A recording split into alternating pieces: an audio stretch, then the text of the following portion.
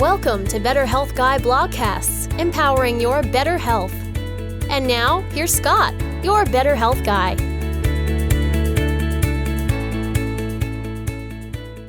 The content of this show is for informational purposes only and is not intended to diagnose, treat, or cure any illness or medical condition. Nothing in today's discussion is meant to serve as medical advice or as information to facilitate self-treatment. As always, please discuss any potential health-related decisions with your own personal medical authority. Hello everyone, and welcome to episode number 147 of the Better Health Guy blogcast series. Today's guest is Udo Erasmus, and the topic of the show is fats that heal.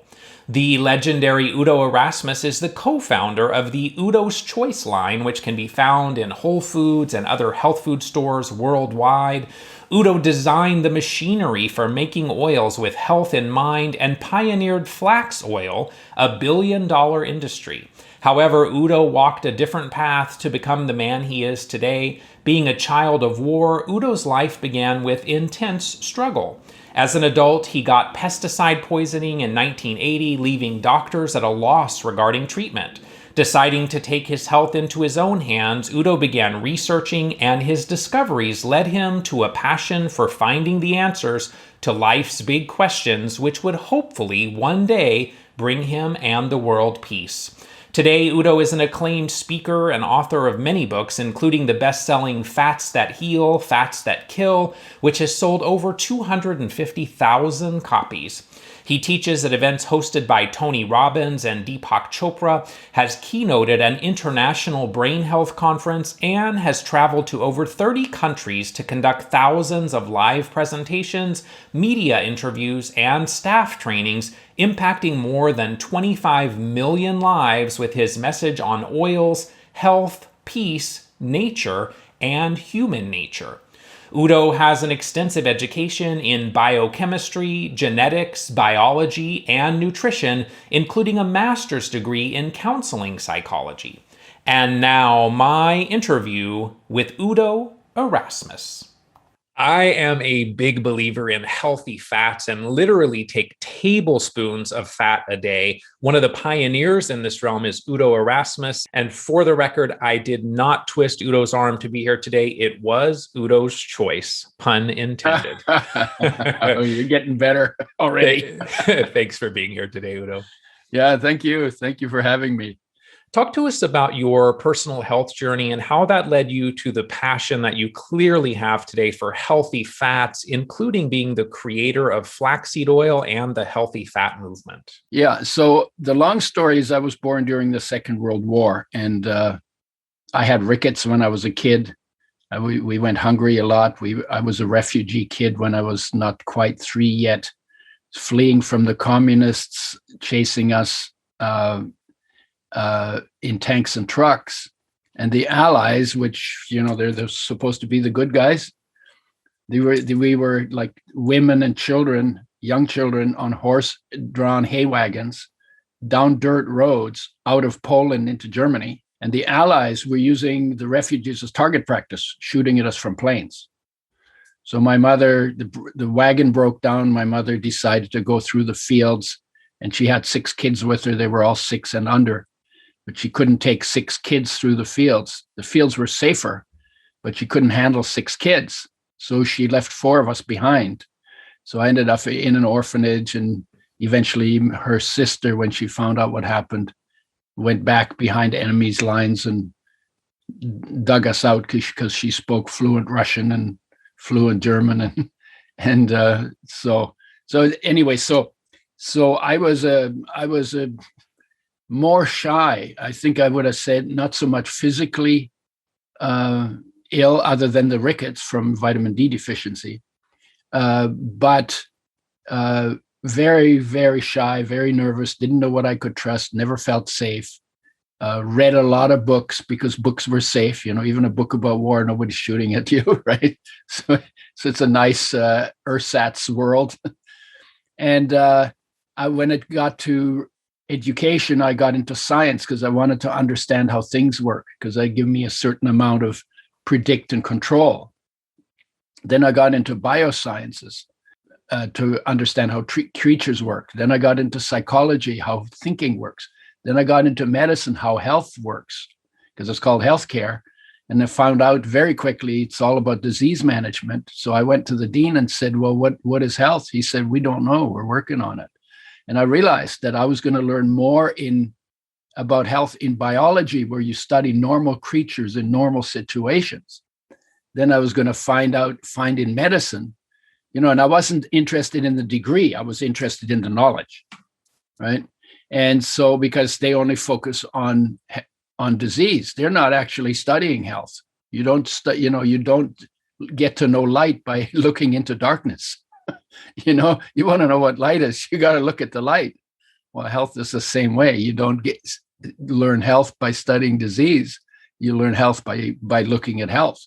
And so I got into biochemistry and genetics, and then I left because I was still missing something. And the way I explain it is, when I was 17, my heart started to ache. I had this uncomfortable feeling in my chest, and it wasn't physical, but there was something missing.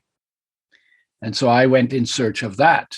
That's the background. Then I got married and had 3 kids, and I had a job as a pesticide sprayer.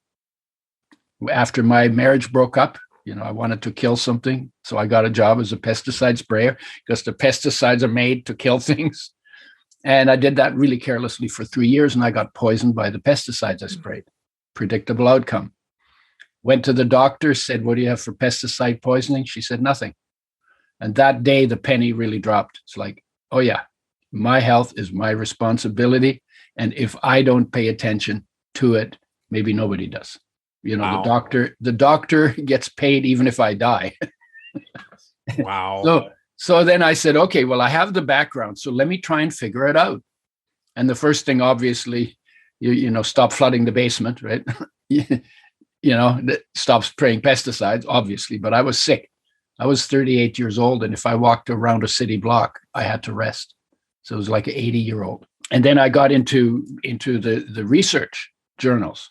There were 600,000 research studies on fats, nutrition and health, nutrition and disease.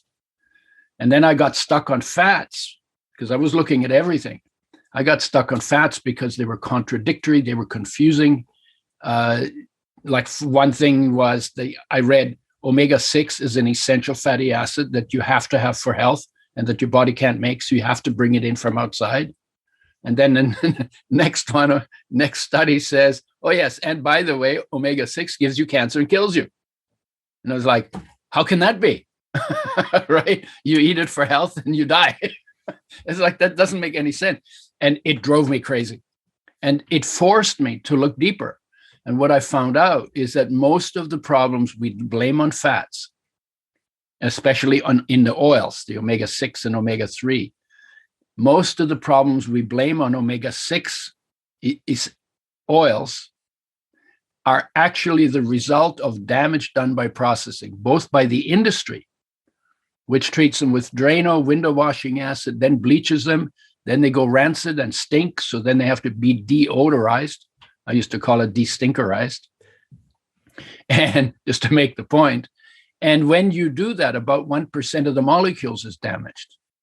And in 1 tablespoon of an oil that is 1% damaged by this treatment, you get 60 quintillion damaged molecules. 60 quintillion. That's like more than 1 million for every one of the body's 60 trillion cells in 1 tablespoon. 1% damaged. I mean, 1% doesn't sound like much, right? But then you take 2 to 4 tablespoons on average. And then not only that, but you also throw them in the frying pan.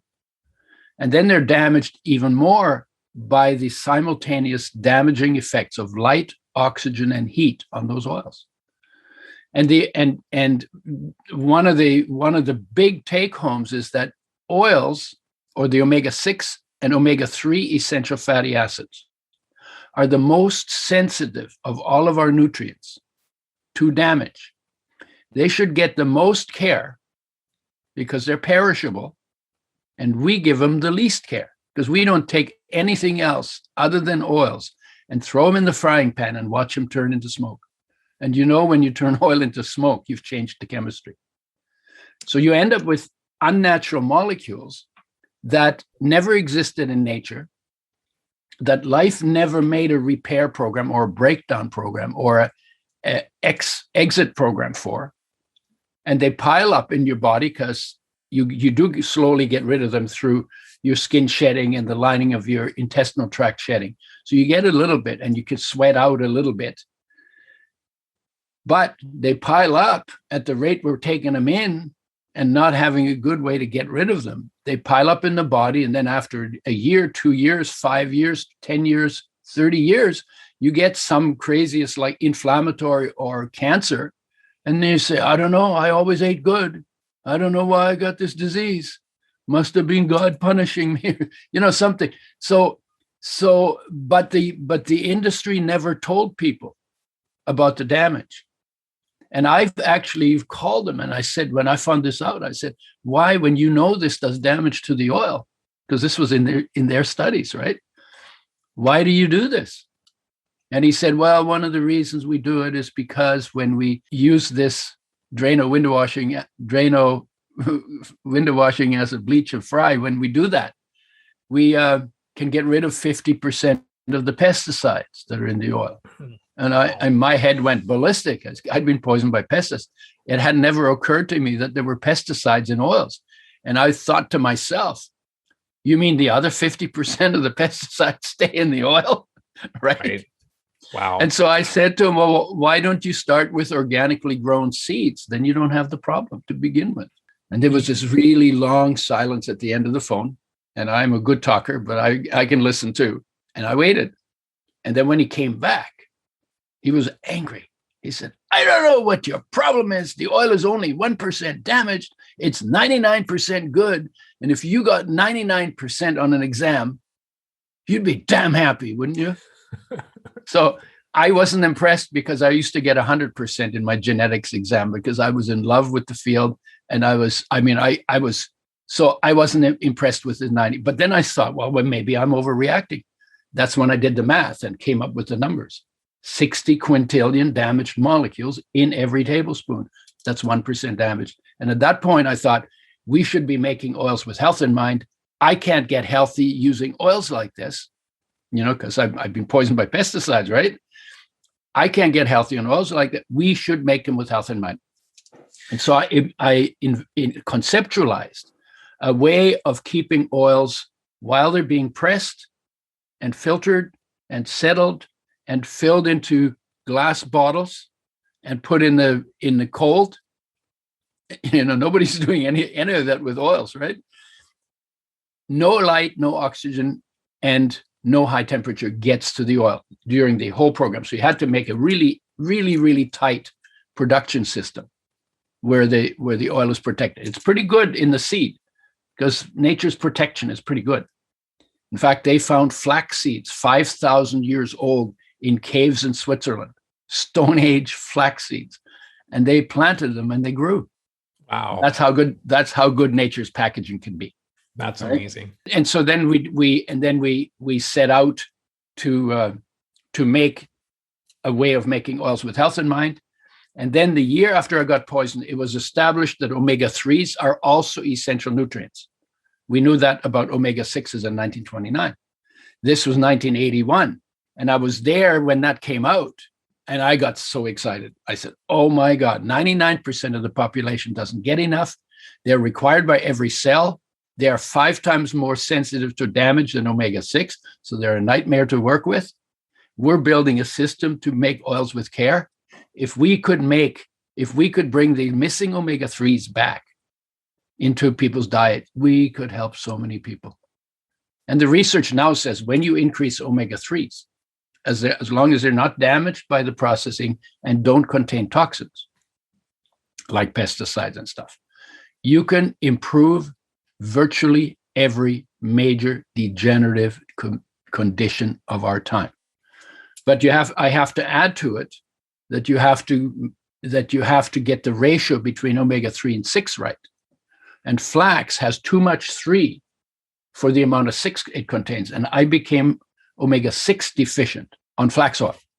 And that's why I ended up making a blend that is better balanced.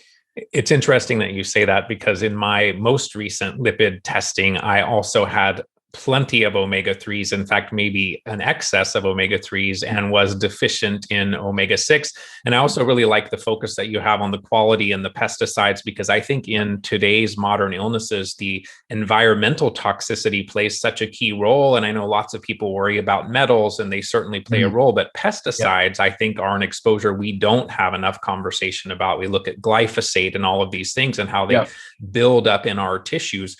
You wrote the book Fats That Heal, Fats That Kill, which I read in preparation for our conversation. I urge people to get it. It goes into tremendous detail. And in the book, you say that degeneration from deficiency is far more common than toxicity from excess.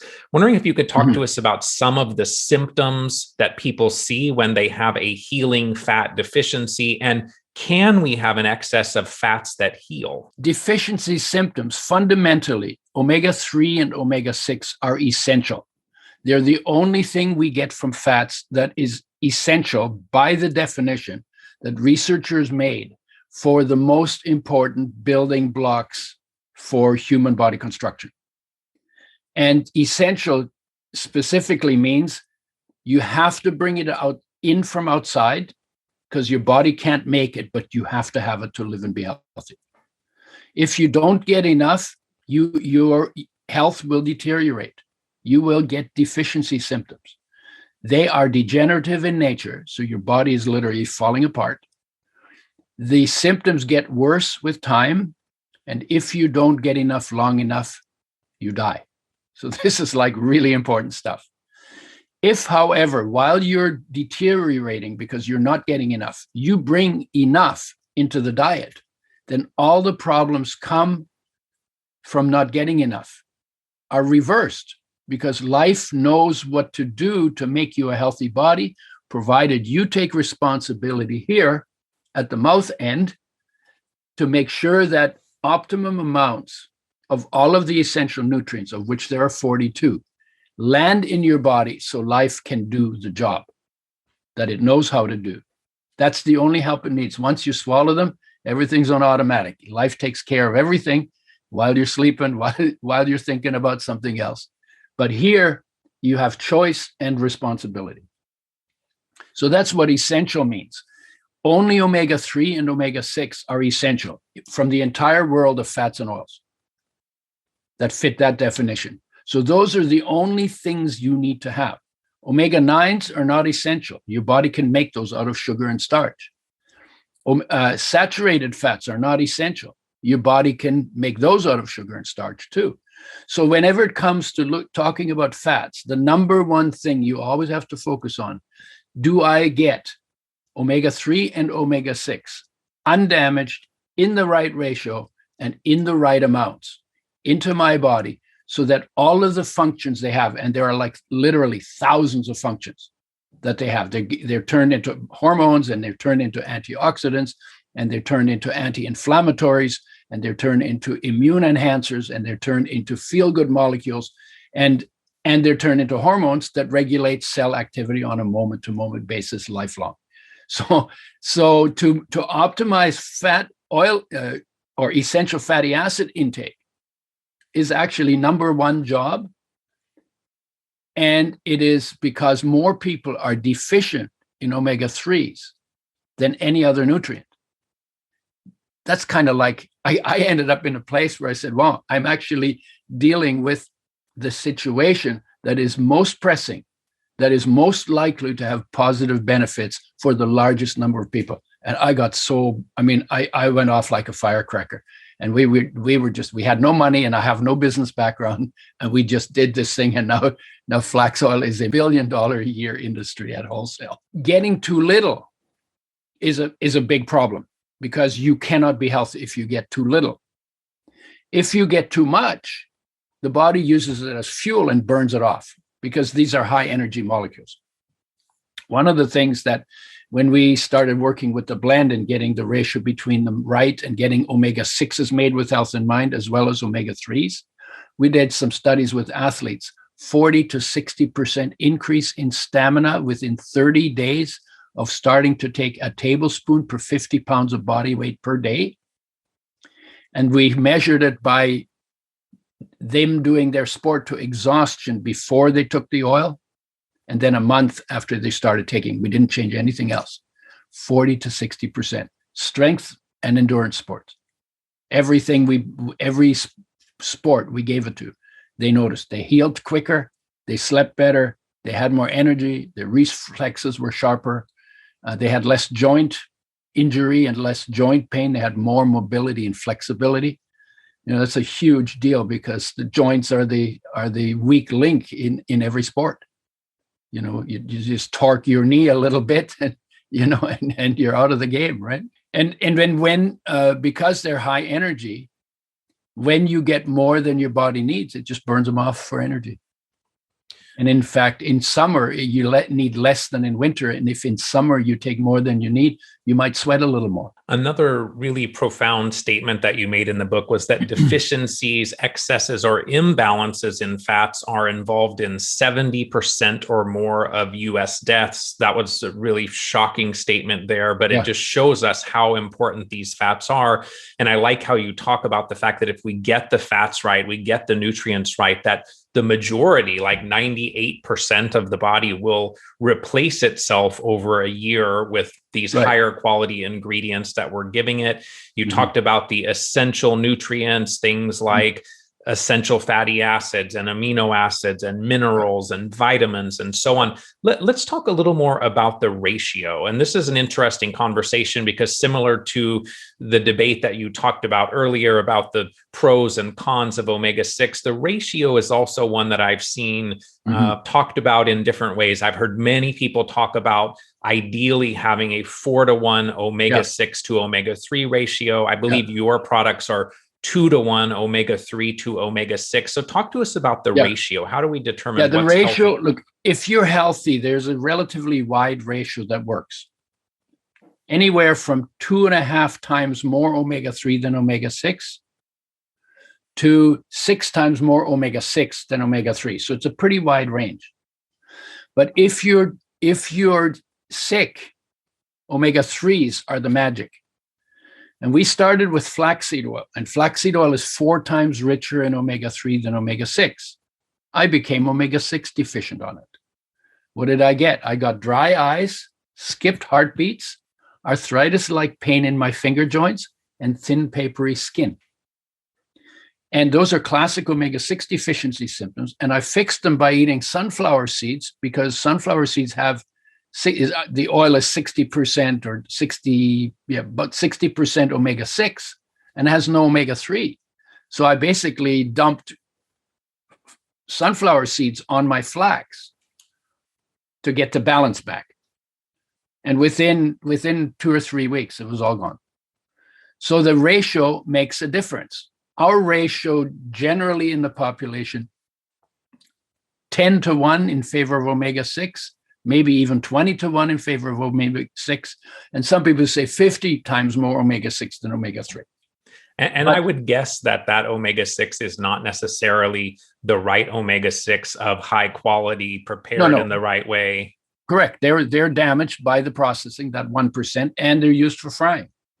And so a lot of the omega-6s we get, which is why also we put omega-6s with the omega-3s, because we want people to get off the damaged omega-6s and get omega-6s made with health in mind, because they're essential. But when they're damaged, that's why they give you cancer and kill you, right? Because they're damaged. And it's the damage that we want. So we're doing 2 things. One is we're bringing in the missing omega-3s, and we're changing out the damaged omega-6s for omega-6s made with health in mind. And then we played with the ratio. I know that in the literature, some people say 4-to-1. There's some other people say 1-to-1. But these are all lab chemists, lab scientists. They work in labs. We worked with the public, and we went to 40 countries. And I mean, it's a crazy journey. It's been really fun. And we get the feedback, and we invite the feedback. And we have always found that when we have a ratio of twice as much omega-3 as omega-6, we got our best results, because omega-3s are super high energy. I call them the God molecule. If God is energy, then omega-3 is as close to God as you get in a molecule, right?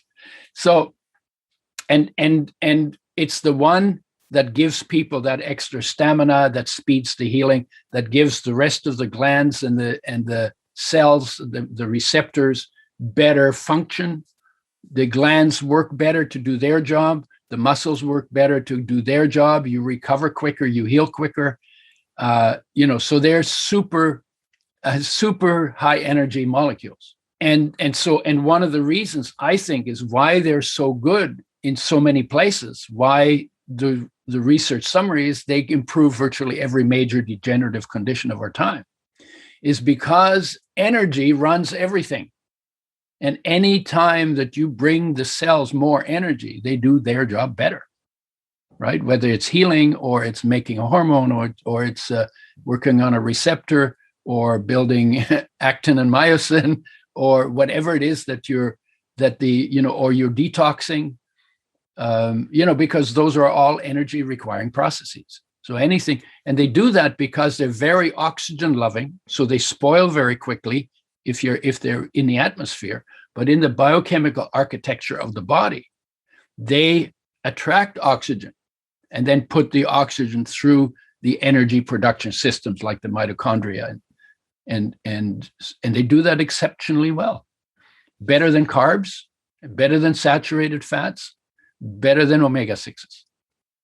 And so what we found in practice and why we use the 2-to-1 ratio is because in practice, we have always seen our best results with that. Hemp oil has 3 times more omega-6 than omega-3. You don't get the same results. And because if we did, then that's the ratio I would use, because I'm at the end where I get to decide, right? Yeah. And of course, the better results you get, the more consistently you get them, the better it is for the business too, because the whole point is everybody's looking for results. And because I'm at the end, at the point, I could have made it 10-to-1 in one direction. I could have made it 1-to-10 in the other direction, right? So we experimented with that at the beginning. If we're looking at plant oils, we largely get the alpha linoleic acid, the omega-3, or the linoleic acid, the omega-6, which then the body will convert to EPA and DHA. I've heard that some people potentially are less efficient at that conversion. Maybe there's some genetic predispositions that make them less able to convert the plant oils, the ALA and LA, to EPA and DHA.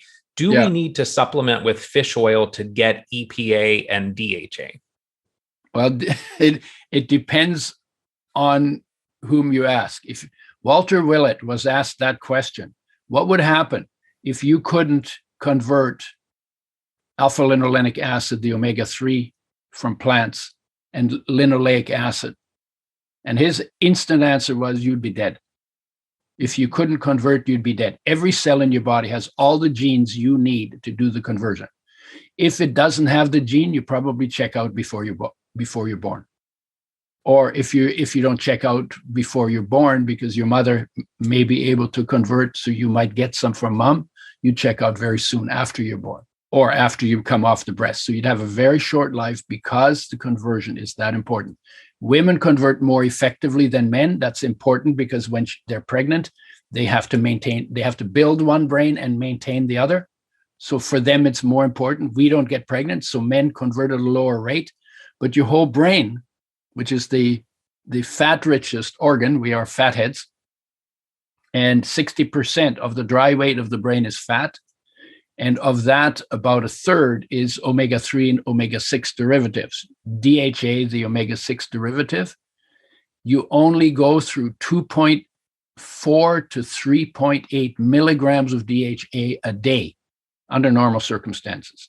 And if you're short on DHA, then the brain will conserve it, so the turnover will be even slower. So the body knows how to deal with that. And the only way that the conversion is impaired is if you don't have enough vitamin C, vitamin B3, vitamin B6, magnesium, zinc. So the cure is not to the cure is not to give people EPA and DHA. The cure is to get the other essential nutrients optimized in your diet.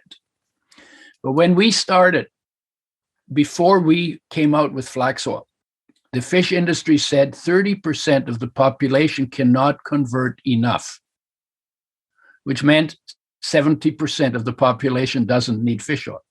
That was their advertising.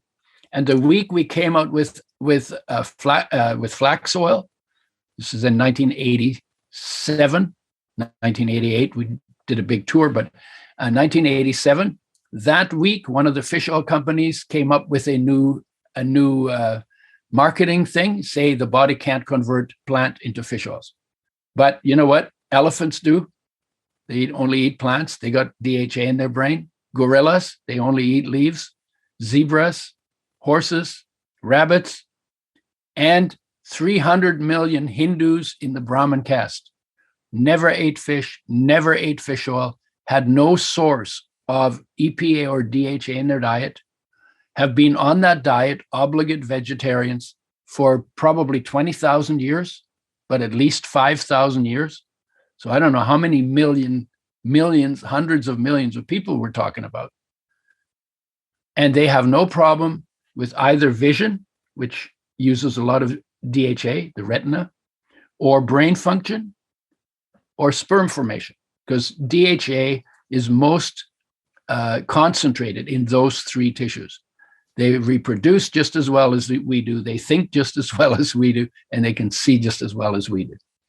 I want to dig a little more into the fish oil conversation. I personally, right now, I'm using 100% plant-based oils. I have, of course, had periods where I've used different types of oils as well. But my understanding is that the omega-3 in fish oil actually comes from their consumption of algae, and not that the fish themselves are producing omega-3. So is there a place for algal oils or algae-derived oils? I believe you actually have a formulation that has some algal oils in it as well. And is there a scenario where we can find fish oils that are not toxic, that haven't been over processed? Would Udo ever take a fish oil? No, because I knew that even when I started working, and the idea, because of the damage, because fish, alpha linolenic acid is 5 times more sensitive to damage by light, oxygen, and heat than omega-6. And fish oils, EPA and DHA, are 5 times more sensitive to damage than alpha linolenic acid. So they're like super, because they have so many double bonds, and that makes them chemically super reactive. And because of that chemical reactivity, they also get turned into all kinds of cool things in the body, right? But they spoil on the shelf. You can buy little bottles of fish oil, you open them up, and 2 days later, they smell really fishy. That's rancidity because the moment you open it, oxygen got in, right? And they're treated like the omega-6 oils that are 1% damaged with Drano window washing acid, bleach, and high temperature. And they're 25 times more sensitive. So getting 3 or 5 or maybe even 10% damage in the oil, damaged molecules in the oil, is not unreasonable. And if you concentrate the fish oils, because they call them pharmaceutical grade, well, when you concentrate the DHA and EPA, you're also concentrating the damaged molecules. So there's so much going on. And what we said is, you know what? The problem isn't that the body can't convert. The problem is most people don't get enough starting material. Let's bring in the starting material and let life do its job through the genetic system that it invented. And let's trust that 300 million Brahmins can't be wrong if they've never. Now, is there a place for them? I would say my personal opinion is this is more a piece of factor to bring in DHA, just because the grapevine is confused by the misrepresentation of the research in order as turf protection for the fish oil industry. And the fish oil industry is not sustainable. And by 2048, they have estimated there will be no fish in the ocean, because we're getting better and better at getting the fish, bigger and bigger machines. No care was ever taken to set limits. Now, and you can get it in algae and grow it in tanks. So you can actually isolate the environment. And the ocean is so dirty now that fish is the dirtiest meat on the planet. And, that's what happens when, there's a saying, if you doo-doo in your nest, you will nest in your doo-doo. I love your saying. And we've been doing that for a long time now. When people are starting to consider potential deficiencies, oftentimes they want to do some type of test to see where they are in the lipid realm. I've used the Omega Quant. I've done the testing through Neurolipid Research, which is through Kennedy Krieger Institute, which is very, very detailed. What do you recommend for people to see where they are? Do they have too much omega-3 and need more omega-6? Are they deficient in both? Are they actually doing pretty well? What can we do? Yeah, well, there's 3 tests that you can do. One is plasma fatty acids. And that's what kind of gives you a picture of what you did today or yesterday. And the second one is red blood cell membranes. That gives you a picture of what happened in the past 4 months. And then you can do fat deposits. And that gives you a picture of what happened in the past 16 months, ballpark. I used to get doctors send me the tests and they would say, what does this mean? Because they didn't know they had the test, but they didn't know what it means. What I've always done, I've never done the tests. What I've always done is done it by skin feel. Here's why. Skin gets them last and loses them first, because you can live with dry skin, but if your heart dried out or your liver dried out or your guts dried out inside, that would be lethal. So there's a priority on who gets the oil first. And the priority is everything gets it first until the skin gets it last. And it loses it first. So you basically lose oil from outside inward. Okay? So the way I measure optimum intake is by how the skin feels. If your skin is soft and velvety, then you've got optimum intake for the body. And why that works is because if you get omega-6s, but not enough omega-3s, you will lose that. You will lose that because they both together form the barrier against loss of moisture in the skin. And I became omega-6 deficient on flax oil. My skin noticed, and people would say, well, did you change the formula? Because I took your flax oil. This is in the old days, right? I took your flax oil and my skin became really nice. And then after a few months, it sort of fell apart again. And what happened was they started with enough omega-6, but not enough omega-3. Then we pumped them full of omega-3s. That balanced it out. And then after a while, they ended up with too little omega-6 and too much omega-3. And then it fell apart again. And so that's another reason why we went from flax oil to a blend where you can't get that problem. It's interesting. I hadn't really heard that until I started looking at your work. And I mentioned to you right before we started this conversation that for years, my heels would be incredibly dry and cracked, and I could never figure out exactly what it was. And as I've continued to incorporate lots of fats and lipids and optimize the assimilation of those, just in the past few weeks, actually, for the first time in years, I went, oh my gosh, something's changed. And that all now is very, very soft and supple. So I'm taking that as a sign that I'm on a good path relative to my lipid incorporation. Yeah, I used to get that too, but it's been so long since I last had it that when you reminded me, it reminded me, oh yeah, that's right. I used to get them. And, you get like a file and you file off all the dry stuff, Exactly. And they sell you stuff like that, you know, no, you need to drink more oil. Yeah. I've even had people put oil on the heel. to get it there from the outside, and that works to some extent too. But the best way is always to oil your skin from within.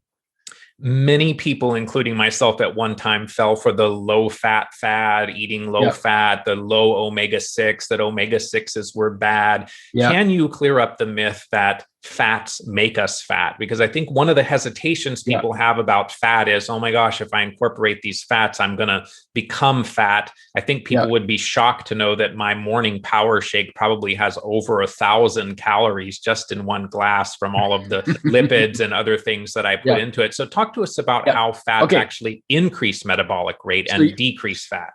If you go on a no-fat diet, that will kill you eventually if you stay on it long enough. That's a fact. Why? Because on a no-fat diet, you will not get omega-3s and 6s, which are essential for health and for life.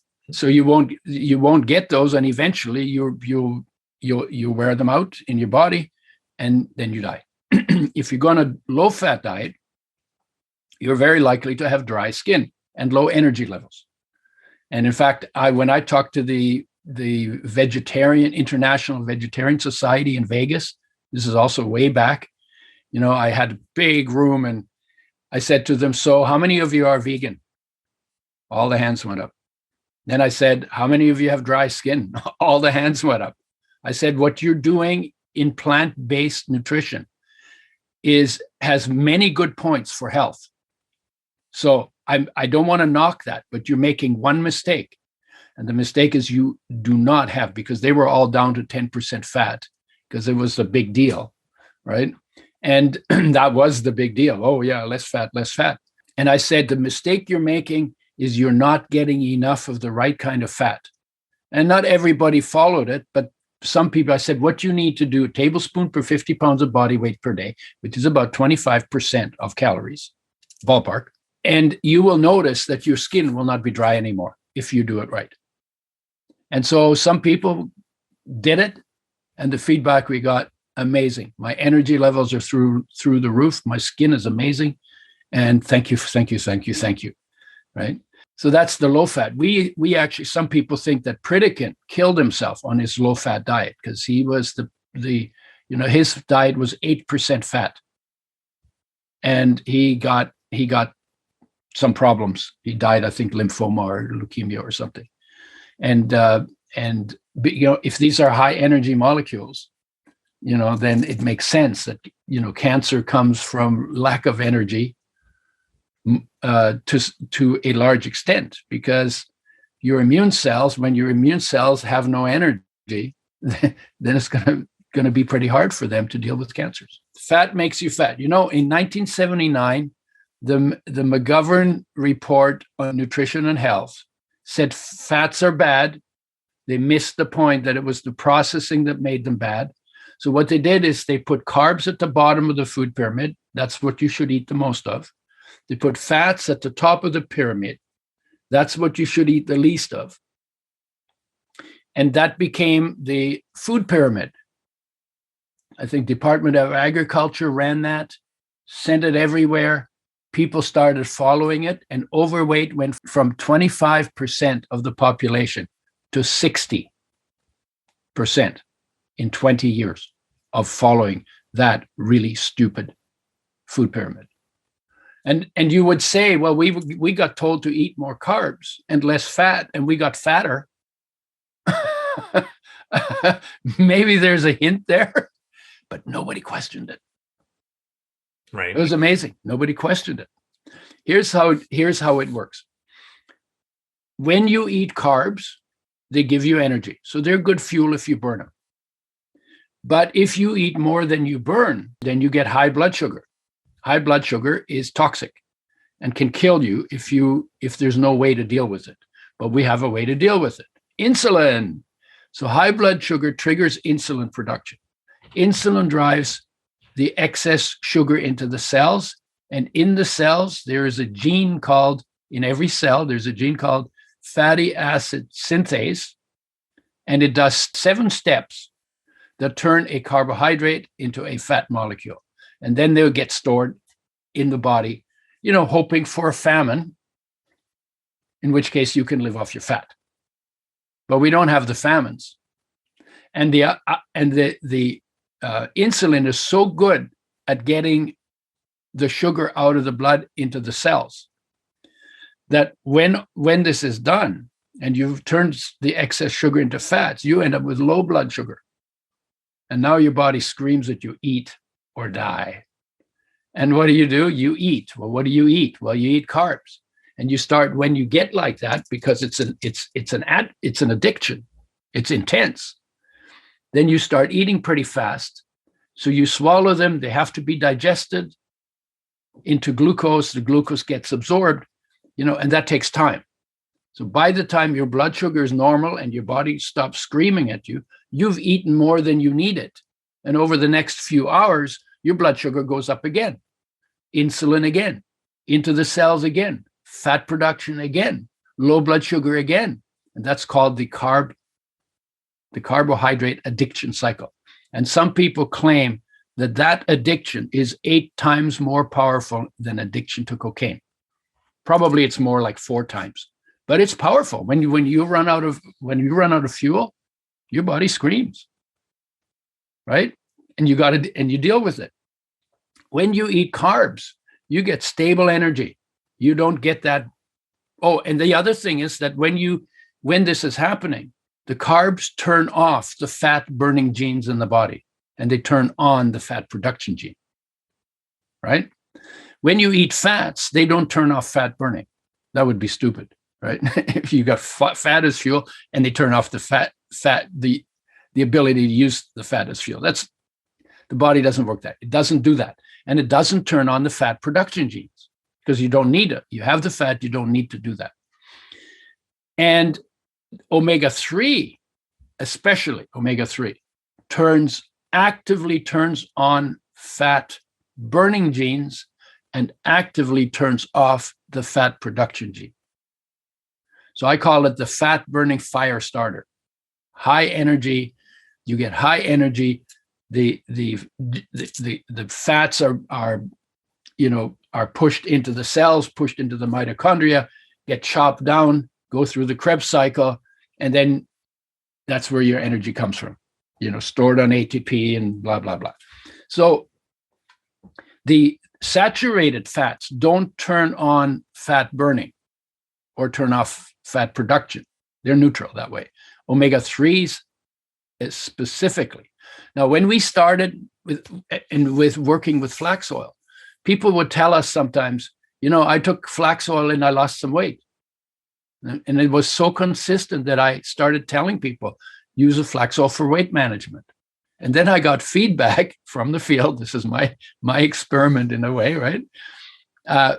I did what you said, but I put on a few pounds. So now I got into it. It's like, okay, well, what else are you eating and how are you doing it? So what we found out is that people who were eating carbs and then added the oil on top of the carbs would put on a little weight. And so what we started saying is, no, when you start making fats your main fuel, you need to lower your carbohydrates. So we're now heading for a keto diet, basically, right? And you need to do that because the body will prefer to burn the carbs because they can be toxic. So it's burning them to get rid of them. And that will override the omega-3's ability to turn on fat burning and turn off fat production. So you have to do a fuel shift, not a fuel addition. And we worked with athletes doing marathons. They were all carb loading. So you eat carbs, you stuff carbs for 3 days before you run. The problem is you can only store about a pound of carbs when you do that. And that pound of carbs, when you go on your run, is all burned up after 20 miles. And the marathon is 26 miles. So they would hit the wall and then they would drag their sorry butts across the finish line. And it was like intensely torturous.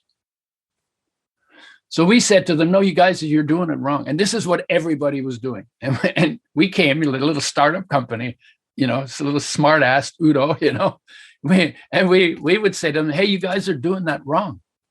Because think about it, fat has always been the body's major fuel. You can store 300 pounds of fat in your body, and you can run 12,000 miles on that fat. And if you're just 8% fat, which is pretty lean, and you burn half of it, you can't burn all of it because some of it's in membranes. So you burn half of that 8%. So you're burning 4% of your body weight, which is, by the way, is 8%, I think is 12 pounds. So you got 6 pounds of fat to burn. And you can run 300 miles on that. So what you want to do is carb deplete that when you start running your race, your fat burning mechanisms are all turned on full bore, and you run the entire race on fats. It's funny that you say that, because there's a new health series on Netflix that I just watched this last weekend, and they had a story about an ultra runner, even going well beyond the distance of a marathon, like running hundreds of miles, and the mix that he was putting together that had all kinds of carbs. And I kept thinking, you need to put some fats in there. Yeah. No, and the guy who ran the longest distance run, Scott Jurek, he ran 152 miles in 24 hours. So this is a 24-hour race. You can sleep for 24 hours and then run like hell for an hour, or you can try to run 24 hours and get no sleep. You can do it any way you want. But they say you got 24 hours, how far can you go? 152 miles, which is about 6 marathons in 24 hours. And he did it on Udo's oil. Wow, that's amazing. And he set the North American record for longest distance run. So when we incorporate these oils supplementally from Udo's oil, for example, what do we need to think about relative to the diet? You mentioned keeping the carbs low, but do we also need to consider the other fats and oils and things that are in our diet, making sure that they're healthy? Yeah. Where does olive oil fit into the conversation, for example, which is used a lot in cooking? Talk to us a little about the dietary side of this. Okay. When you ask about oil for cooking, I have to tell you, frying food in oils is the stupidest things that the human race has ever invented to do regarding health. Because when you overheat oils, or when you put them in the frying pan, light, oxygen, and heat damage them all at the same time. And the food that gets burned, because their boiling point is so high, the foods that get burned become toxic. So there's what's been shown is that when you burn starch, or you burn protein, or you burn oils, each one, independent of the other two, increases inflammation and risk of cancer.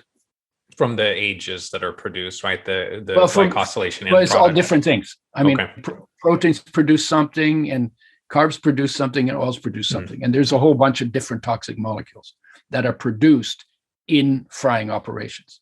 So what I say to people, you got a frying pan, everybody does, pull it out, turn it upside down, hit yourself on the head with it really hard, because it's going to get you pain.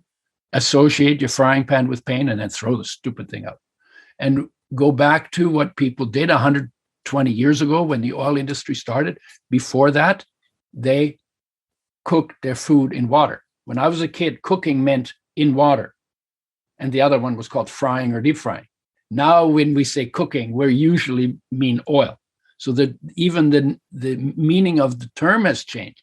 And that was driven by the oil industry saying, oh my God, if we could get them to use oil for cooking instead of water, can you imagine how much oil we would sell? And then they convinced our mothers, who are in a hurry, like women are always doing so much, right? Convinced them that it was quicker, and therefore, and they left out that it increases cancer when you fry. That's been known for years. It lowers oils, lower cholesterol, and increase cancer. So they talked about lowering cholesterol, but they left out cancer. And in those days, there was Mazola corn oil was the famous brand. And when that came out, then Mazola disappeared. I thought they went out of business. When I started traveling, it was alive and well in all of Asia because they weren't not as educated as we were over here. So the industry didn't go out of business. They just went and basically imposed their poison on people who didn't know better. That's shocking. But so the idea of olive oil for frying, traditionally, they didn't do that. Traditionally, they cooked their food in water, dumped off the water, added the oil for flavor, because oils enhance flavors of foods, and the absorption of the oil-soluble nutrients. They enhance that. So that's why oils go with food. But the idea is, cook the food in water, and then when it's off the heat, then you can add the oil. I put Udo's oil in miso soup, on steamed vegetables, but always after it comes off the fire. No frying. We've talked about flax oil. We've talked a little bit about hemp oil. Sunflower, sesame, and safflower oils are ones that many people suggest are not health promoting, that they should be avoided, and yet they're often used in healthy oil blends. Can you shed some light on sunflower, sesame, and safflower? First of all, those three oils, sunflower, sesame, safflower, only omega-6s and no omega-3s. So these are omega-6 oils. And these are oils, unless it says unrefined, are all oils, like all of the oils in the plastic bottles in the supermarkets, or in everywhere, really, convenience stores everywhere, have been treated with Drano, window washing acid, bleached and fried before they went in the bottle, before they went on the shelf, before you bought them. So you get that 1% damaged, 1 million damaged molecules for every one of the body's 60 trillion cells in 1 tablespoon. And when they say these are not good oils, again, they're not making the distinction between the oil, the way it exists in the sunflower or sesame or safflower seeds in its natural state, and the damage done by the processing. So it's the damage done by the processing and the lack of omega-3s that are the two issues with those oils, right? But the industry doesn't make oils with health in mind. They make oils with shelf life in mind. Why is that? Because then I can make oil in Vancouver and I can sell it to you in Santa Clara County, and I can also sell it in Johannesburg and Tokyo. And then I have potentially a very big market, but I need a shelf life for that. And oils are perishable, and oils need care. And if you want oils to serve health, then you got to give them the care they need. And you got to prevent them from being damaged. And you got to put them in glass, because plastic leaches into oils, and plastic also creates inflammation and increases risk of cancer when it gets into your body. Foreign molecules that we don't know how to break down. When might you think about supplementing with GLA, for example, in evening primrose oil or borage oil or black currant seed oil? Okay, I would not use borage. There are molecules called pyrrolizidine alkaloids, unsaturated pyrrolizidine alkaloids, and they have some untoward effects on the body. And there is a number of scientists who have expressed concern about using borage oil that way. In terms of GLA, the guy who started that, this is a kind of a cool story, was David Horrobin. And he worked with evening primrose oil, and he had a company called Effamol. And part of the reason, he was a medical doctor, and the medical profession didn't didn't support what he was doing, his research. And so he called his product Effamol, which would be EFA molecule, essential fatty acid molecule, but it also means Effamol. And I asked him one time whether he was aware of it, and he didn't answer the question. I'm pretty sure he knew. He's a very smart man. Effamol. So what he started Effamol. He started evening primrose oil and the GLA trend. He started that before omega-3s were established as essential, which was in 1981. And he started before that. And he found out that GLA had some benefits. And it turns out that when you're omega-3 deficient, GLA will pinch hit for omega-3 deficiency, because the molecules are quite similar, same length, same number of double bonds. It's just that one double bond in GLA is in a different position on the molecule than in ALA. And so it was pinch hitting for omega-3 deficiency. When I started working with flax oil, we found that ALA did as good or a better job most of the time as GLA did. And GLA, nobody talks about, we can't convert, if you can't convert omega-3s into EPA and DHA, then you wouldn't be able to convert omega-6s into GLA and then DGLA and then arachidonic acid. But there's never been a problem with that. So getting enough linoleic acid, the omega-6, the plant omega-6, will do the job. I think the benefit of GLA was that it covered for omega-3 deficiency when most people didn't get enough omega-3. And at that time, lecithin was soy lecithin was one of the rare sources of omega-3s. And now lecithin is not so interesting anymore because we have better sources of omega-3s. So this is and then actually David Horban, he asked me, I had a conversation. He said, what do you find with omega-3s? So he was one of the guys who got me started in working with oils. When the omega-3s started getting a little more attention during the last part of his life, he actually went and worked with omega-3s. So he actually gave up on it. He sold the company and then he moved from Halifax to Scotland, and he worked in Scotland, and in Scotland he was working on omega-3s. What are your thoughts on canola oil? That is an oil that I generally try to avoid, and I see more and more companies talking about healthy food and saying they use organic canola oil. What are your thoughts? Yeah, there is information on the internet where people say it's an oil that was used as a crankcase oil and it was used as a lubrication oil, and that it's a really, really, really, really, really bad thing, and nobody should touch it with a 10-foot pole. But that's completely bogus information. Somebody came up with it. Sometimes on the internet you find there are people who see something and then they take it through a logical process and they end up in something that sounds really logical, except the premise they began with was off. And then everything you build on it is off. And that's the problem of free speech. Like, that's the downside of free speech. The upside is you can say what you want, and the downside is you can say what you want, right? And the problem with canola oil is the same problem with all the other oils, which is they've been treated with Drano window washing acid, bleached and fried. That's my short version of sodium hydroxide, phosphoric acid, bleaching clays, and deodorization.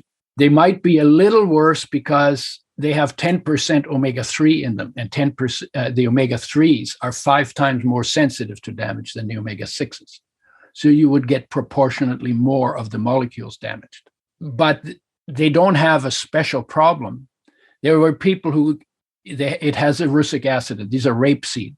It's rapeseed. Canola is a Canadian, was developed in Canada. And so the Canadian oil is what canola means. And they have a molecule in them called erucic acid.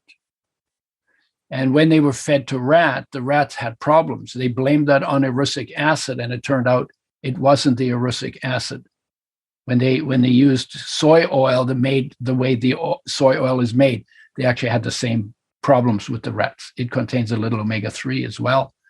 And so they eventually said it's not the erucic acid that causes the problem, but it's probably the processing damage. So I wouldn't put canola. I just put it beside all the other oils that are damaged by the processing and that should not be used for frying. I want to get into assimilation of fats. And so my experience was I was consuming a lot of healthy fats. I was still deficient in omega-6s, even though I was consuming a lot of them.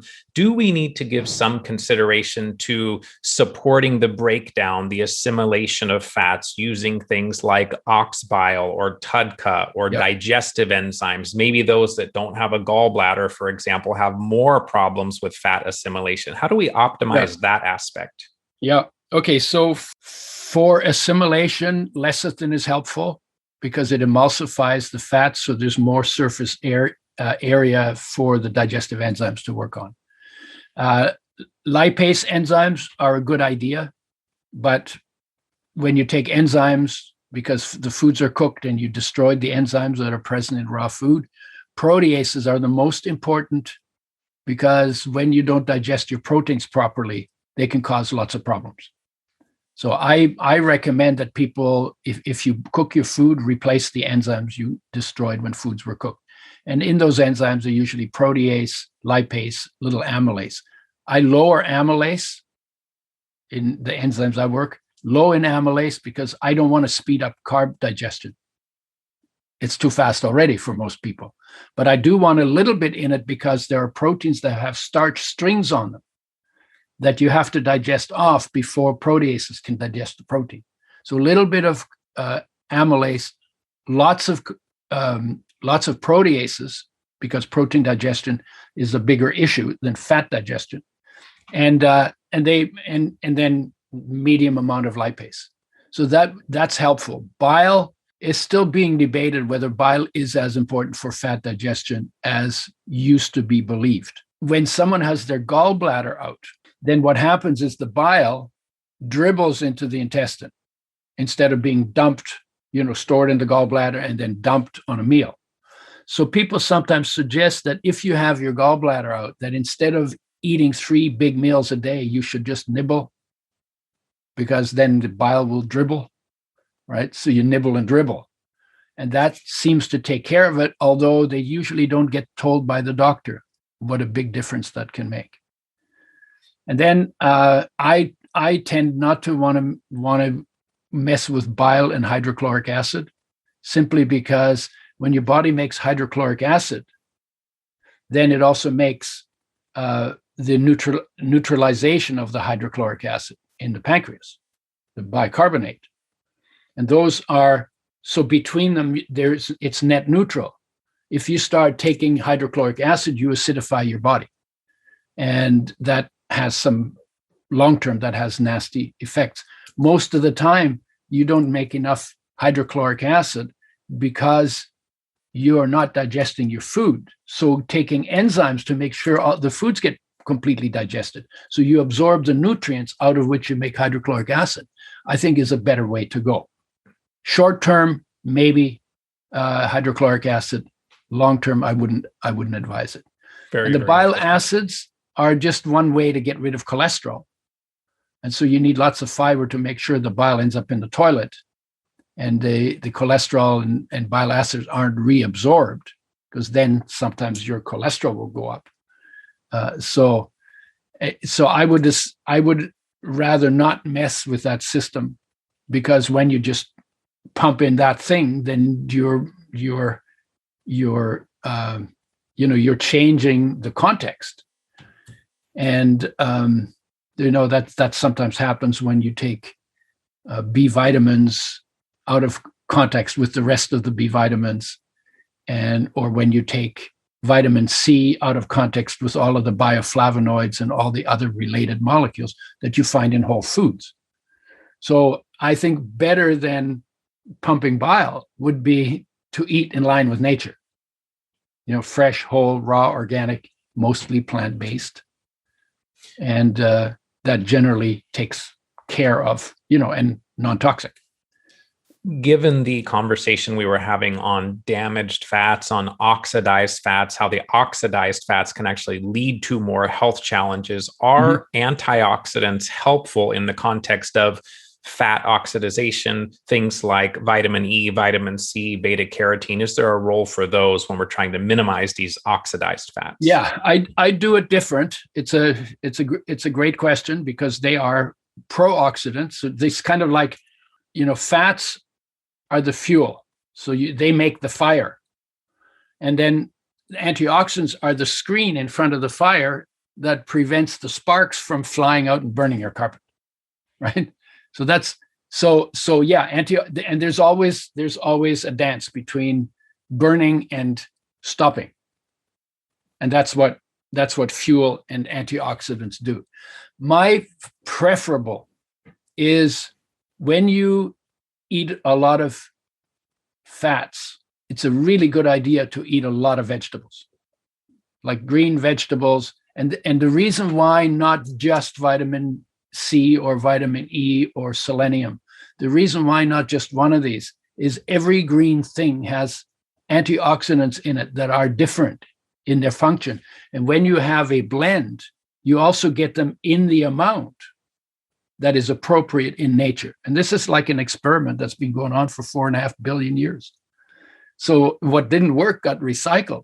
And so what's going on in nature is the end product success of an experiment that's been going on for 4 billion years by a, what would you say, by an intelligence that is a whole lot more intelligent and less wasteful and less neglectful than our intelligence, even at its best.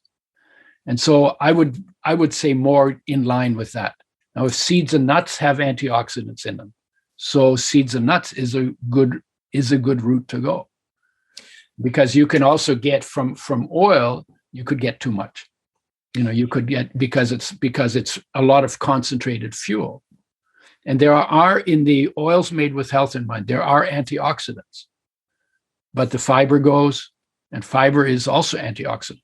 I want to get into talking about some of the roles of fats in terms of various conditions that listeners are dealing with here. We're talking about environmental toxicity, chronic infections, things of that nature. Many of the environmental toxicants that we get from outside of us are stored in our fat as a protective mechanism. Many of the environmental medicine doctors talk about the solution to pollution being dilution. And I'm wondering, if we have these toxicants that are stored in fat, can we add healthy, clean fats as a way to detoxify these lipophilic toxicants that are stored in our fat? Is that essentially a detoxification strategy? Yes, if you take enough fat so it makes it out to your skin, then it will take oil soluble, whatever's oil soluble that's dissolved in your fat tissues. It'll take that with them over time. There's actually a guy who did studies with Vietnam veterans poisoned by Agent Orange. Agent Orange is oil soluble, and it's very, very toxic and carcinogenic. So what he did was he put these guys in a sauna for 15 to 30 minutes every day for 3 to 6 months. He was able to measure Agent Orange in the oil part of their sweat, and he was able to monitor its decrease in the body. Okay, guy's name was Lassiter. It did this in the early 80s, 83, I think was one of his papers. So you can do that, but you can go at one better. If you take more oil than you need, one of the ways the body gets rid of it is by burning it. And the second way the body gets rid of it, it goes through your pores and ends up on your skin. So if you can push the toxins out of the body by having more oil in your sweat, by taking more oil. And obviously it should not be toxic oil because you're trying to clean out toxins. So it needs to be oil made with health in mind. And the oils that flow best are the oils that are rich in omega-3. Omega-6 is not quite as good, but pretty good. Omega-9 is okay. Saturated fats, not so good, because they can actually clog your pores and get you acne. And many of those saturated fats are made from eating excess carbohydrates. So that's one. The other one is, and this one I've never seen it in any book, is that your body has a way to get rid of oil-soluble toxins that nobody talks about. And there is inside your anus, there are crypts that are part of the lymphatic system. The lymphatic system picks up oil-soluble toxins. And then where are they supposed to go? The way we learned it was the lymphatic system picks up junk from everywhere in your body and then dumps it into your vena cava just before it goes into the heart, right? That's what we learn in physiology and medicine. And I said well, that's crazy. If this is a detox system, you don't put it in the middle of the body. You want to take it to the outside. where's the place where the lymphatic system can dump them? Well, it turns out there are these crypts, and it dumps them in those crypts that are part of the lymphatic system that open into your digestive tract. And every time you have a bowel movement, the overflow from those crypts gets dragged into the toilet. Well, that's cool. So then when I got poisoned by pesticides, I went one better. I did a water enema to get rid of all the solids in my colon. And then I put in about 8 ounces of oil and did a retention enema and swished it around so that it would go everywhere. And then when I let it out, it stunk like unbelievable, like all the pesticides I sprayed. It was disgusting. And then I did one a month later and it was fine. And then I did one 5 years later and it was fine. So I haven't done one since. It's been a while. But there is a time where you can go to detox, where you literally wash out those crypts, and you don't just get rid of the overflow, but you clean out the crypts. And you do that with oil. Now, when you do that, and you let out the oil, not all the oil comes out when you do that. So you put on your underwear and you think you're going to pass a little gas, you might end up oiling your underwear. And I'm just saying that because I have personal experience. Yeah. And forewarned is forearmed. But as a way for detox, especially when it's chronic, well, when it's chronic or when it's acute, when you get a lot of toxins at one time, that's a consideration for a way, because how does healing happen? Every load you take off the body is one less thing that your system has to deal with. And so if you take as many toxic influences off your body, then healing whatever else remains, even if you don't know how to heal it, there's wisdom in the body to do that.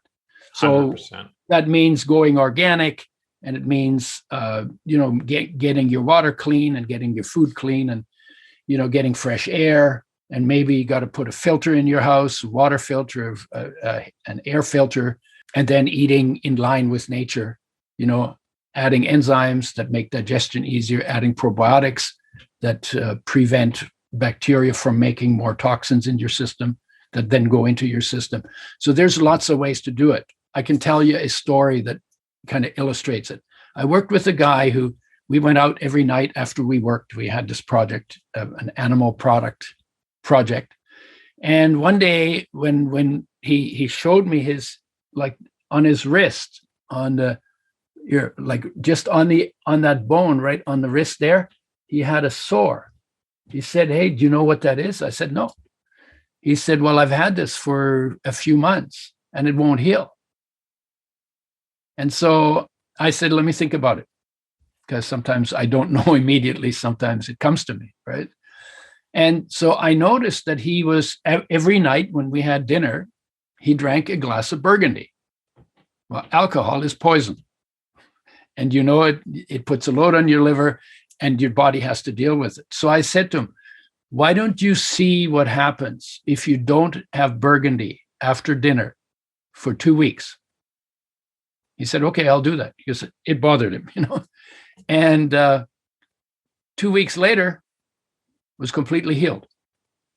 He said, "How did you know?"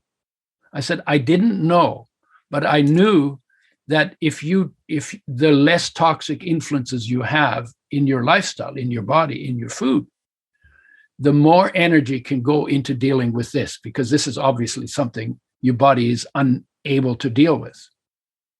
And then he went back to drinking his Burgundy, and eventually he died of lupus. So this was a symptom of a lupus that he had, autoimmune, right? Right. Eventually, the lupus was destroying his blood cells faster than he could replace them, and he died of that. Can we use the Udo's choice for the oil retention enemas? Yep. Okay, beautiful.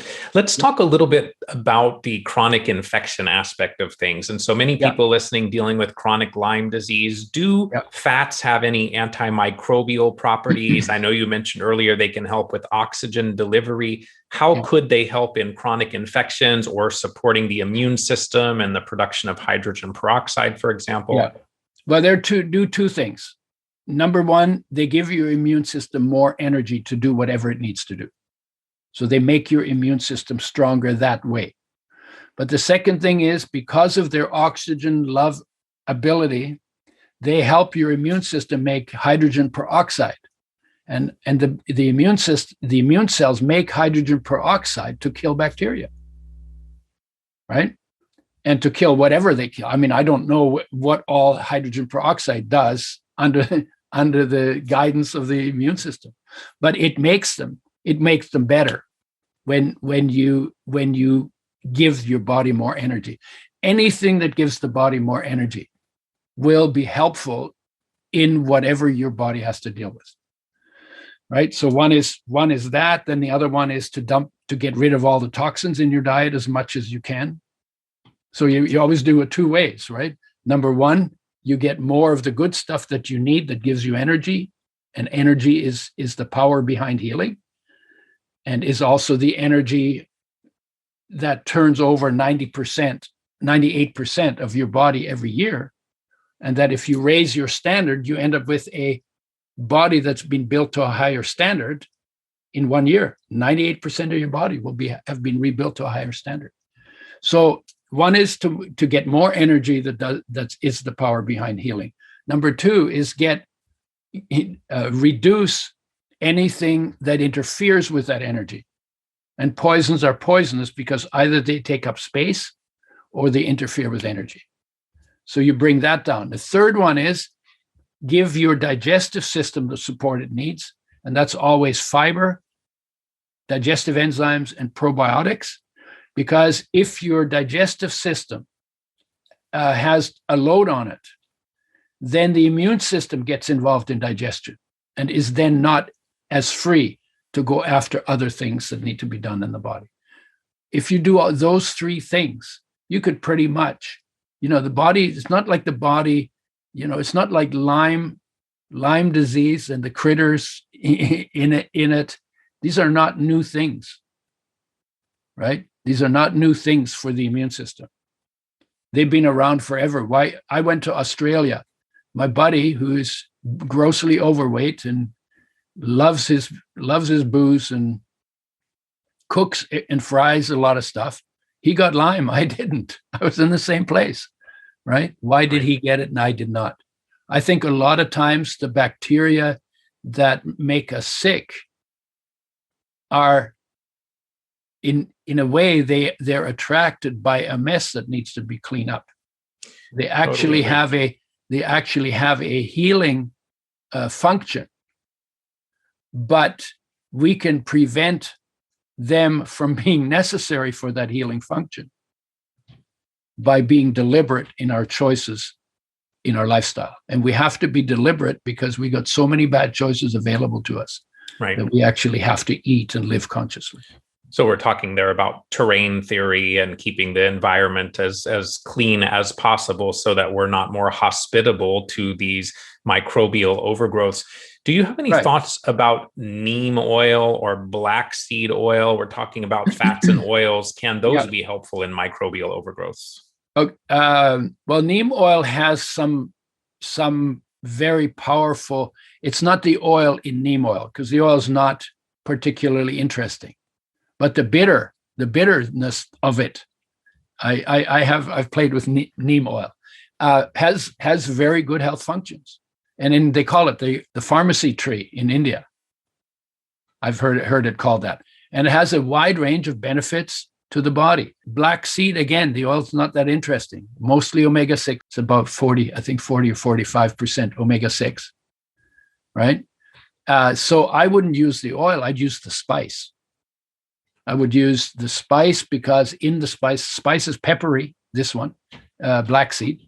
And when Muhammad said that black seed can cure every illness except death, that's, he was talking about the seeds. Now, I know there are people make the oil and they put it in plastic, and it's like, that's already a problem. It's not an omega-3 oil, so you're not going to get omega-3s from it. So I don't use the oil. I use the seeds. The seeds are absolutely very powerful. And the other place where I would go when we talk about infections and viruses, funguses, bacteria, whatever, to the world of spices, garlic and onions, turmeric and ginger, cayenne and pepper, black seed, amla, ashwagandha, mustard, citrus fruits, and some of them with the peel on, like limes, organic limes with the peel on and the seeds in, intense bitters. There's some very, very bitter things. Those have, some of them have antiviral, antifungal, antibacterial, anti-cancer, anti-cardio, anti-diabetes, antioxidant, anti-inflammatory benefits in one seed. Anti-parasitic too. Anti-parasitic, yeah. If I left out any antis, they got that too. Right? And some of them are so powerful that we are crazy not to bring those into our food. A lot of people listening also dealing with mold exposure from water damaged buildings, the inflammation that results from that, the immune dysregulation, the mast cell activation. So my understanding is that these oils can also help to dampen inflammation, but part of how they're doing that is also by helping the body to deal with leaky gut, in that they're then minimizing the undigested proteins getting to the immune system, right? So can you talk a little about inflammation and gut? Yeah, well, one of the things that's really interesting about omega-3s is that when the body turns them into other molecules, one of those molecules is called a resolvin. And resolvin, it's called resolvin because it resolves inflammation. It's an anti-inflammatory molecule, a very powerful anti-inflammatory molecule that is made from these very sensitive oil, essential fatty acid derivatives. It's made out of DHA, and DHA is good for brain function and sperm formation and retinal function. But it's also starting material for a whole bunch of more things. And one of them is anti-inflammatory, the resolvins, and then protectants. They're called protectants because they protect the tissue, very powerful antioxidants made out of the same thing that goes rancid in your body. And all that happens to make them is the double bonds are shifted into conjugated system from being methylene interrupted.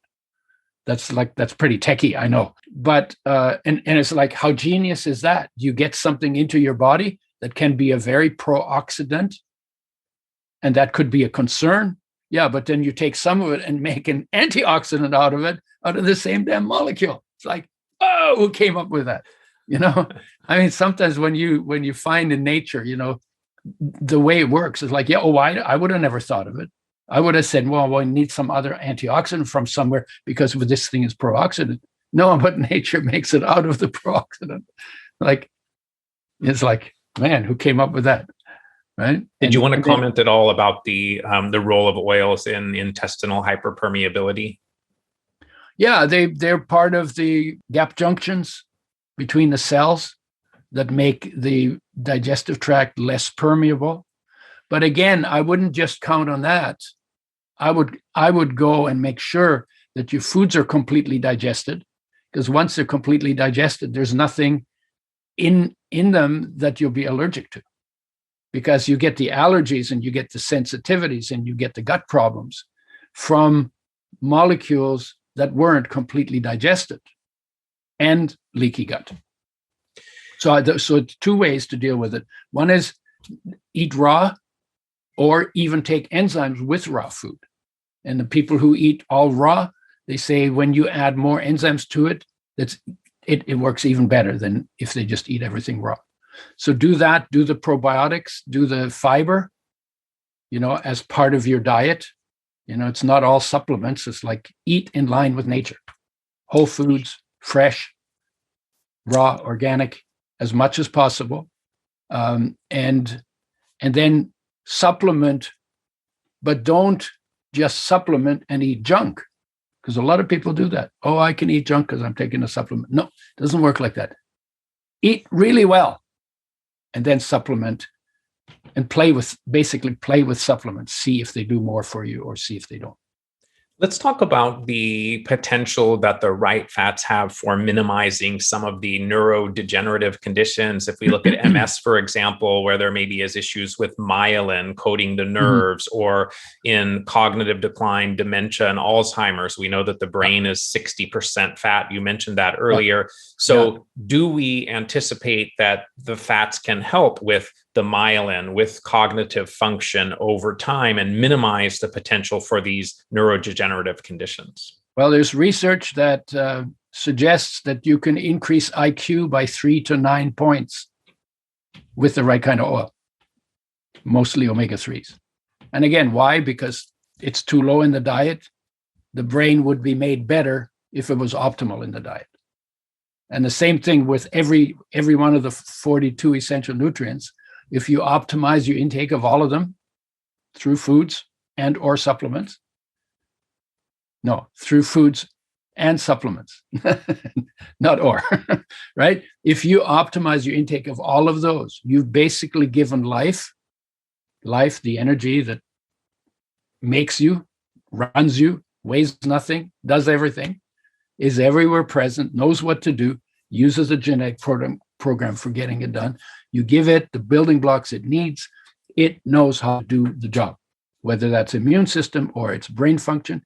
We had a woman who had Alzheimer's, and we gave her a tablespoon per 50 pounds of body weight per day. She completely came back, brain function, completely came back, and she died 14 years later of something else. Wow. They were impressed. Now, I don't have 1,000 cases like that, and I'm not allowed to make claims as this is a cure of Alzheimer's. Sure. No, the reason you want to take essential fatty acids is because they're essential building blocks. And when you don't get enough of the essential building blocks for body construction, for normal body construction, then your health will deteriorate in every place where they're needed, where they're not getting them. And when you bring them back and optimize them, every place where they're insufficient will become sufficient, and all of the symptoms in every one of those places will be reversed. That's how they work. It's very specific. Any omega-3s will reverse anything that comes from omega-3 deficiency. Omega-6, anything that comes from omega-6 deficiency. Magnesium, anything comes from magnesium deficiency. But it's very specific. There's no like, oh yeah, this will fix everything.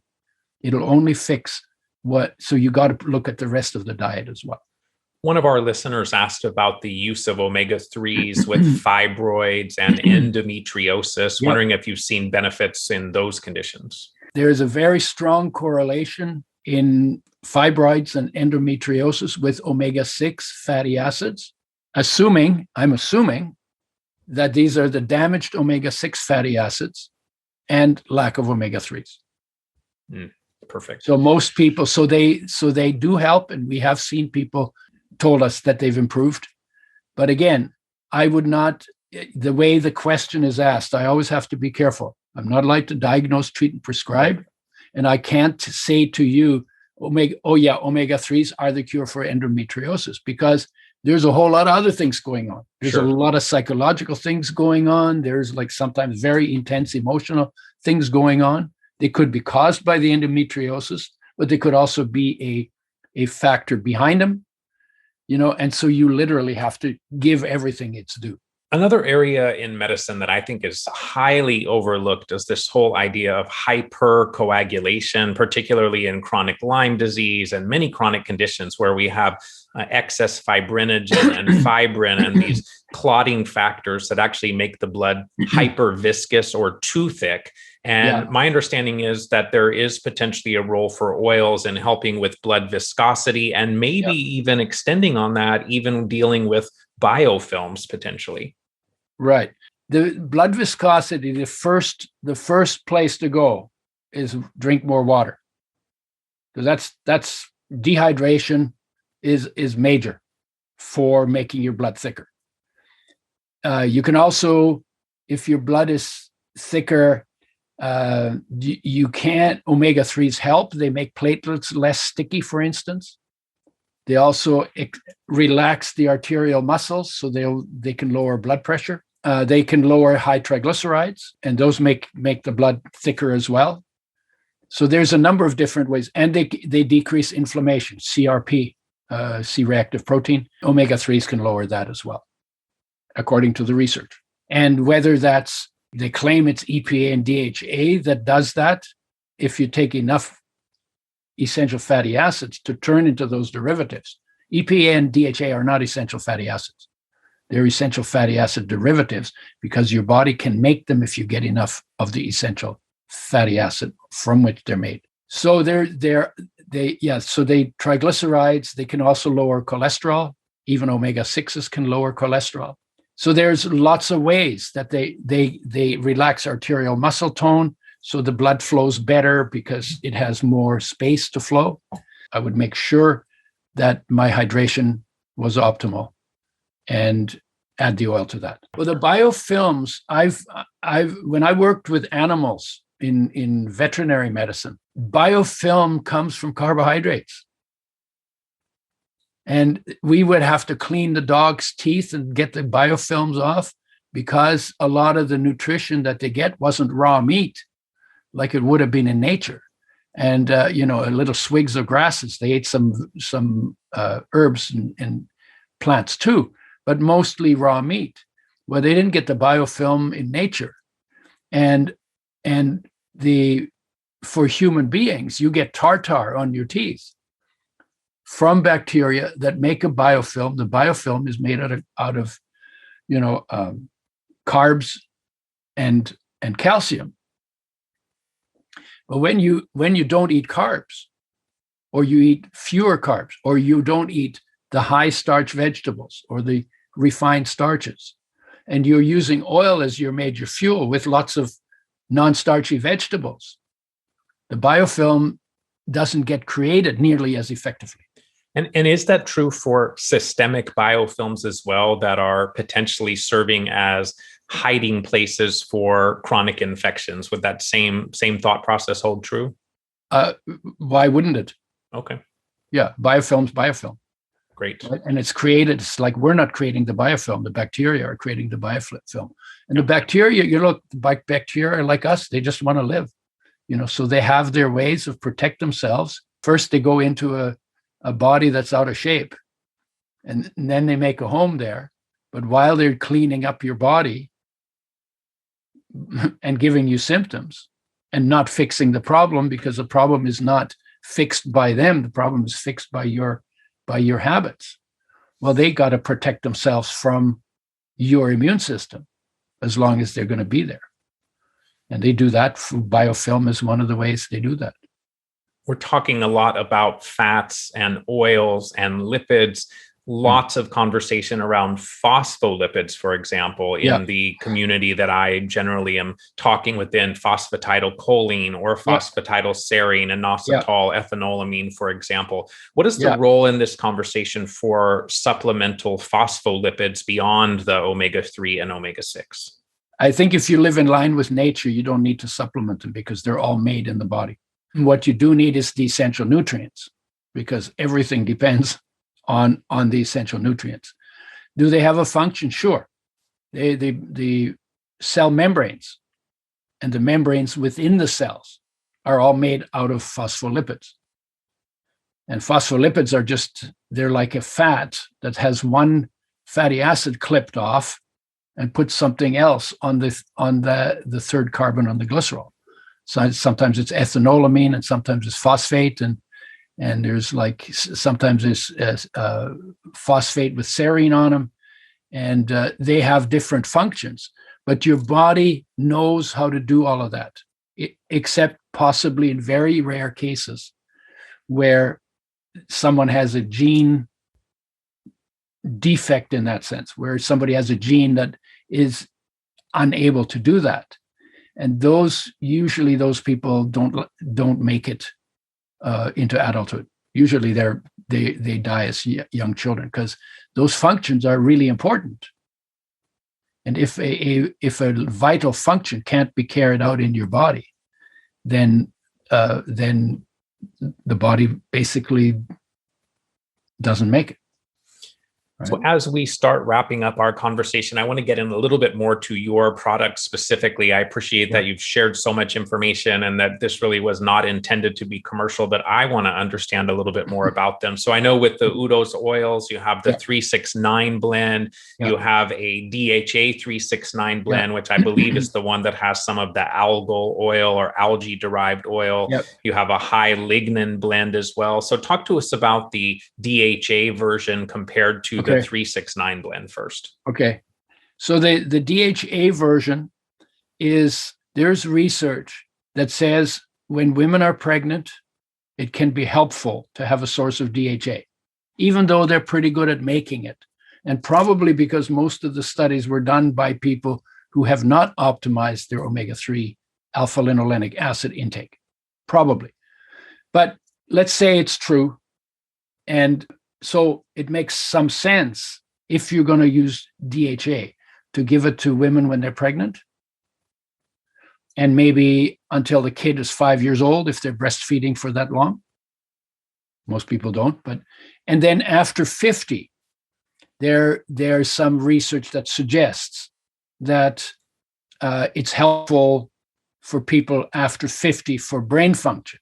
But again, you have to go back and say, well, is this because when you're a little bit off in your diet, by the time you hit 50, that catches up with you? Or is this real? And the problem with the research is we're never comparing the research to what is the ideal health picture, because we've avoided even getting. And if we did start with the real picture and then started to look at what works and what's necessary and what's not necessary, probably a lot less would be necessary if we were just living in line with nature. I'll give you an example. I'm 79, and I specifically don't take fish oils, and I don't use the DHA oil. And in part, I'm doing it because I want to prove something. Because I do live in line with nature pretty much. And so far, I'm I have a lot of energy. I do physical work, take down trees sometimes when they're dead. I aerated a lawn with a 300-pound machine that going sideways on hills where you really have to torque it.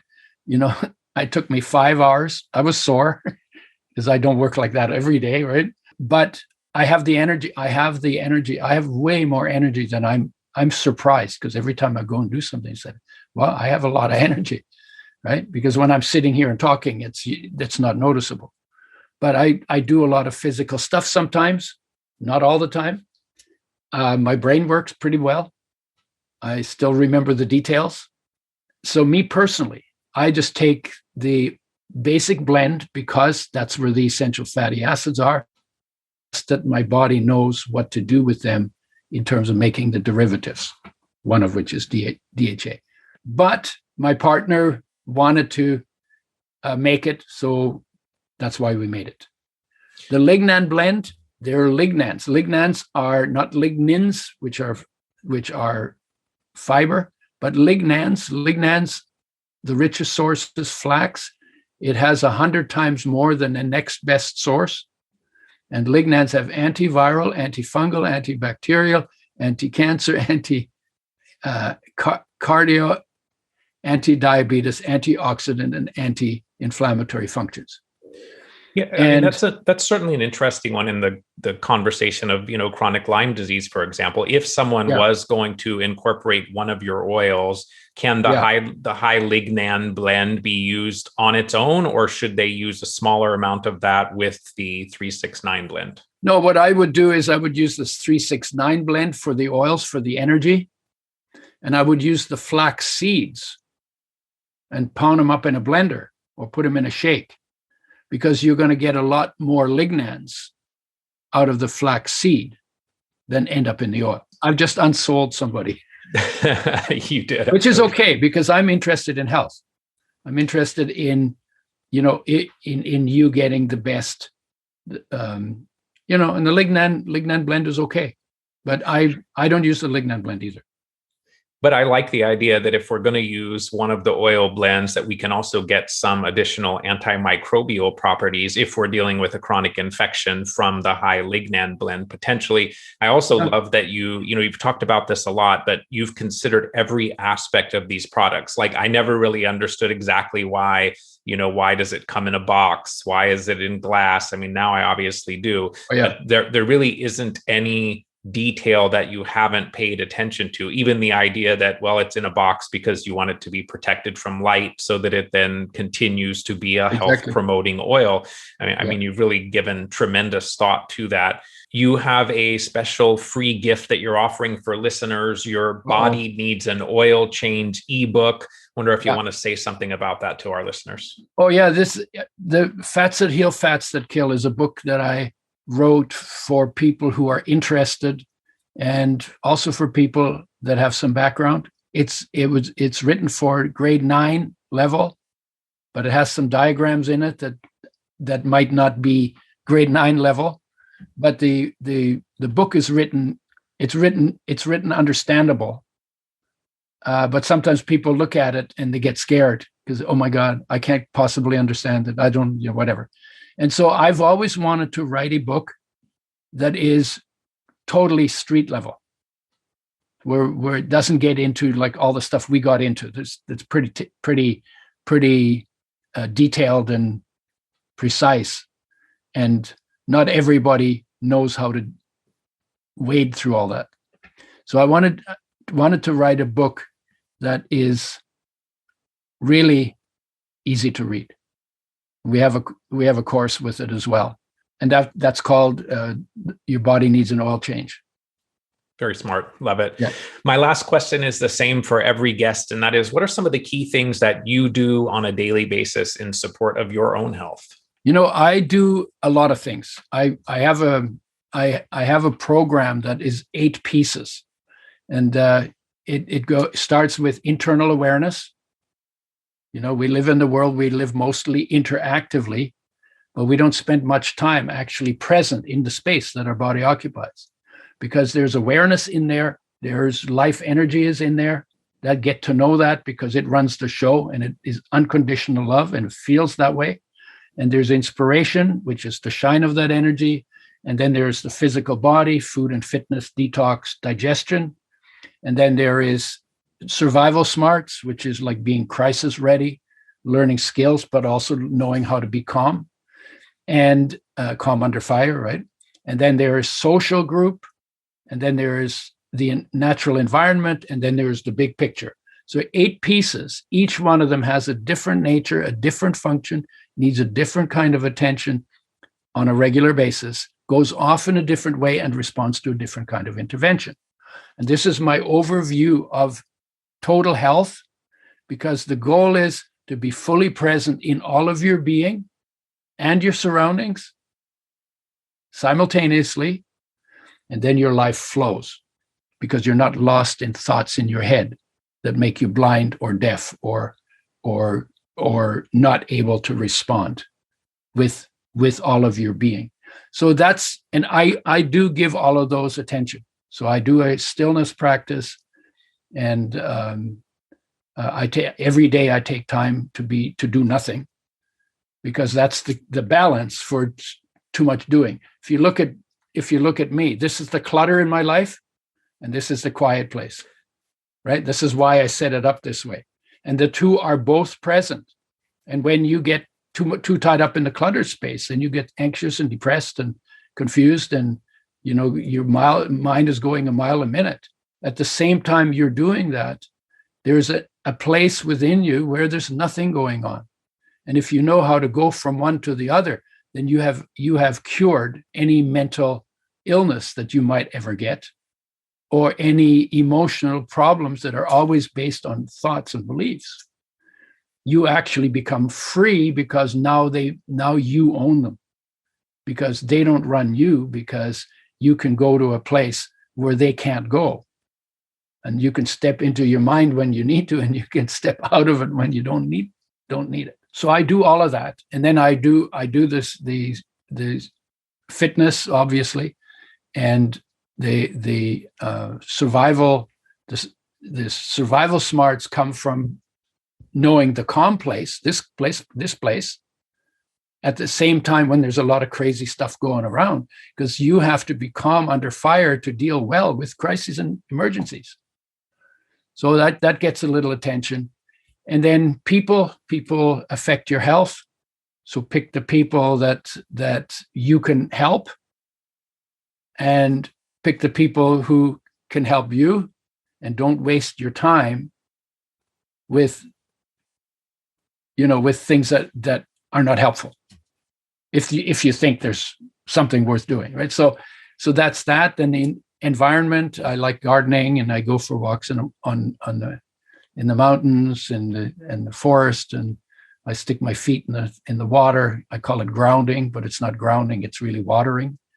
So there's all kinds. And then the big picture is that here I am in a terminal condition called the human body, in an infinite universe, and to be okay with both, and to do what I can in the time I have, because I feel taken care of, to help, to do what needs to be done, and to enjoy. Purpose 1 is to enjoy the gift. Purpose 2 is to help. It's very simple in a way. It's complicated in a way, but it's really simple in a way. Beautiful. I love that. And I do that pretty much. I live like that. I'm obviously a work in progress. I get upset sometimes, but a lot less than I did when I was younger. Sure. Yeah, I think I do could stupid things sometimes, but a lot less than I did when I was younger. And so I'm more conscious and more present, and everything works better when we're present in the space our body occupies. Absolutely beautiful. This has been such a full fat conversation. I feel incredibly satiated by our discussion and all of the great information. Right. Ready to throw up? No, not ready to throw up. Okay, just a second. Just really appreciate all that you do, all the great information that you've shared, bringing up how important this fat conversation is for our health, and all the time that you spent with us today to generously share this information. So thank you, Udo. Yeah, and you asked all the questions. You asked really great questions, because you obviously thought about it. You obviously do your homework, and you're an amplifier for a message. So if it wasn't for you, I'd be talking to myself in the bathroom mirror. Well, thank you so much, Udo, and thank you for making the choice to be here today. Thank you. All right, be well. To learn more about today's guest, visit udoerasmus.com. That's Udo, U-D-O, Erasmus, E-R-A-S-M-U-S.com. udoerasmus.com. Thanks for listening to today's episode. If you're enjoying the show, please leave a positive rating or review, as doing so will help the show reach a broader audience. To follow me on Facebook, Instagram, Twitter, or MeWe, you can find me there as Better Health Guy. To support the show, please visit betterhealthguy.com/donate. To be added to my newsletter, please visit betterhealthguy.com/newsletters. This and other shows can be found on YouTube, Apple Podcasts, Google Podcasts, Stitcher, and Spotify. Thanks for listening to this Better Health Guy blogcast with Scott, your Better Health Guy. To check out additional shows and learn more about Scott's personal journey to better health, please visit betterhealthguy.com.